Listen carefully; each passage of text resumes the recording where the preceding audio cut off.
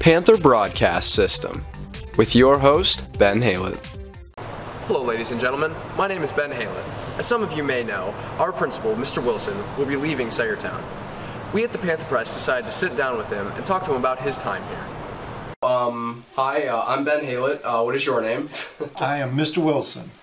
Hi, Mr. Wilson. So, what year was it that you arrived here at Saegertown? This is my 7th year, so I believe it was, 2000 and... I'm trying to think. 2009. Do you have like any recollection of your first day at Saegertown? Actually, I do, and it was before I started. Mr. Deemer, my predecessor, I had worked with him before because I was an assistant principal within the district, and when I was named at the end of the school year, so he was actually still working and the kids were still in school. And it was the last week of school, and I spent 2 days with Mr. Deemer. And the very first day I got to Saegertown, after it was announced that I was taking over, we took a walk around the building, and he walked me past Mrs. Hetrick's room, and Panther Press was actually in session at the time. And I went in, and the first students I met in this building were the Panther Press students. Of your 7 years here, do you remember any memorable student moment? You don't have to name names, but just something that a student did or said that really stood out to you. Oh boy, there's been so many.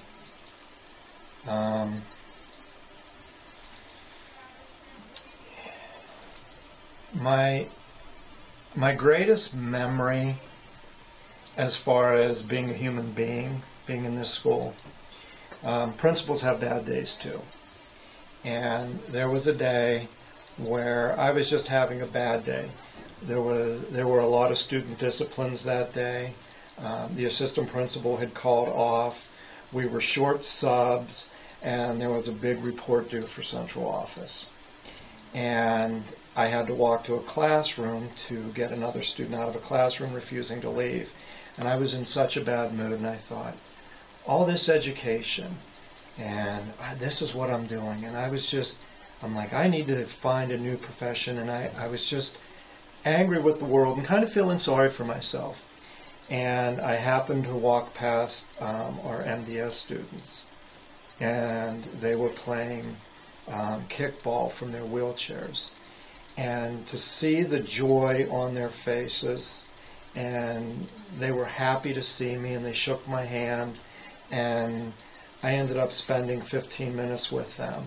And I walked away, and I'm like, and this is why I do it. And I mean, that one really struck home. And I will be honest, anytime that I'm having a bad day or something goes wrong, I try to get into a classroom and just watch students. And not do anything, just watch students. And oftentimes, if it's a really bad day, I will go to the MDS room and just sit with them for a few minutes, and they always brighten my day. But as far as one of my favorite things, and I don't know if you noticed this, I try to make it out to the buses as much as possible, but I make it a point to get out there on Monday morning, so I'm the first face that the kids see when they're coming in for the week, and I make it an absolute point to get out there Friday afternoon, unless there's something going on, because I try to say good morning to every student, and I say hi, yeah, those are some good memories. Do you remember a specific senior prank that really either got under your skin or made you laugh a little bit? Last year's senior prank, we had 2 female students who emptied their bedroom, and we had an assembly in the auditorium, and I was running the assembly, and these students were given permission by the office, and they came in and they decorated my entire office in pink. There were at least 100 stuffed animals. There was a feather lamp. There were Justin Bieber and Twilight posters hanging over all of my Panthers, and it was actually kind of cute. And we actually took a picture. There's a picture of it out there somewhere. For the past couple of issues of the Panther Press, you've been doing the Principal's Principle. Where do you find your inspiration for each column? I've done it for every issue, starting with before the issue before I started. Actually, I was still at Cambridge when I wrote the first Principal. I love quotes. I am a big quote guy, and I start the day. Every day I write down a Bible verse of the day on the top of my notepad, and then I write the quote for the day. And typically it's like a leadership quote or something to make you better. Today's quote is charisma is thinking of others before thinking of yourself. Every day I start with a quote. So when I was at Cambridge, they had a newspaper, and I actually started the Principal at Cambridge, but it was just a quote. It was a quote that I happened to like. There was no explanation to it or whatever. So when I started here, when I was hired to come here, Mrs. Hetrick asked me if I would just write a little article based on a background. And I called it the Principal's Principle, and I think I did start it with a quote. And she really liked it, and she said, "You should do it more often." I said, "I could get you one for every issue if you want." And she said, "Yes." And typically, like I said, if I hear a quote in a movie or I'm reading a book and I see a quote, I automatically write them down. And usually every principal I've ever met has somehow tied to this school in a recent event. And I write every principal so everyone can get something out of it, but it's speaking to one or two or a group of people in this building, and they know exactly what I'm talking about. So every principal has some link to this building and some event that has happened. Do you have any advice for, any of the seniors or even any student that's, going off anytime, for any time that they're going off into the real world? Take advantage of opportunities. You never want to shut the door on an opportunity because you never know where the path in life is going to lead you. And so many people start off in life saying, "I'm going to be a doctor," or "I'm going to be a lawyer," or "I'm going to be a teacher," whatever the case may be. And they go to college and they find it too hard, and oftentimes they'll give up on their dreams when it gets harder. And I'm not advocating giving up on your dreams, but sometimes you have to shift gears. I was a social studies teacher before becoming a principal. I actually started college as an art teacher. I knew I wanted to work with kids, and I'm a pretty good artist. So I started off as an art teacher, and then I thought, I'm never going to get a job because most buildings don't have a lot of art teachers, and I love social studies. So I switched my major into social studies, and then I'm still thinking, and I really love social studies, and I'm like, I may not get a job. So then I switched again, and I actually had a dual major. I was dual majoring in math and social studies. And at the end of my sophomore year, I was in a math class, and I thought, I can't do this for a living. I cannot teach math and just write numbers on a board. I want to tell stories. And so I just decided to become a social studies teacher and take my chances, and it led me here. So I don't know where I would have been if I was an art teacher or a math teacher, but, paths stayed open. And I was able to be flexible with my goal in life.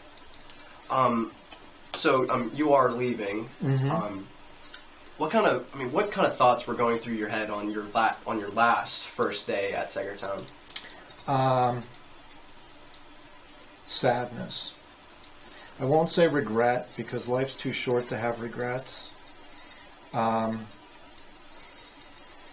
The teachers know. I was approached 2 years ago. The superintendent of Iroquois High School is a friend of mine, and he approached me 2 years ago to come to work for him. And I turned him down because I've said this before, I love this building, I love the kids, and I love the staff. And I turned him down, and he didn't even offer me any money.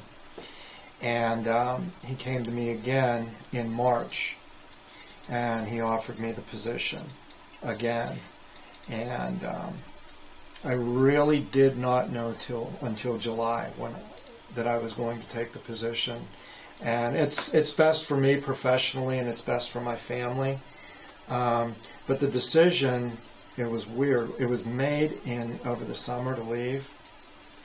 And at the time, it was a very easy decision to make. I'm moving on professionally. I'll have more opportunities, better for my family. I'm working with a friend of mine. But then the teachers and the kids came back. When I made the decision in August or July, it was me and the secretaries in the building. After seeing the kids and the teachers, this has been the hardest 2 months of my life. And I'm sad. I'm sad.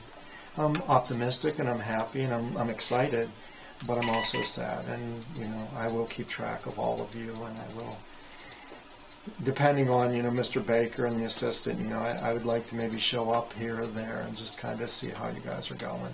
Especially for the next, I'd say, you know, 3 or 4 years specifically, because I've really grown close to students in certain grade levels, and then phase out. And by the time this group of 7th graders, they won't really know me. So, but yeah. Something that you've learned at Saegertown that you're planning on taking to Iroquois?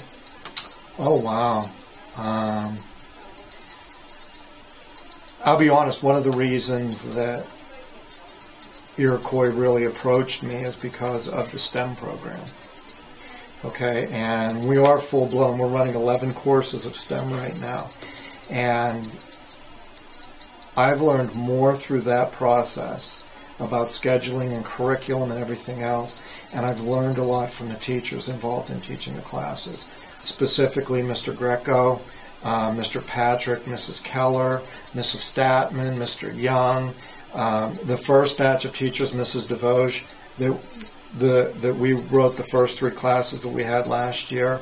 As far as developing classes from the ground floor that no other school is running, I have learned so much from those teachers as far as what they need to do and what their vision is. And so it's been a growing and a learning process for all of us together. And it's kind of a neat process. So I would say that's been the biggest aha moment I've had. And one last question. Do you have any closing remarks to the student body and the faculty here at Saegertown High School? I've always said that Saegertown High School is the best kept secret in Crawford County. This is an amazing school. It's full of professionals that love their job and love kids. And embrace it. Make the most of it. High school goes by so fast, and this is a good place to be. This is the best place to be, and I just would say cherish every opportunity, make lasting friendships, not just with the kids but with the faculty, and enjoy yourself. Mr. Wilson will be leaving on October 5th. We would like to thank him for all of his hard work and dedication here at Saegertown. This is Ben Haylett signing off. Have a great day, Saegertown.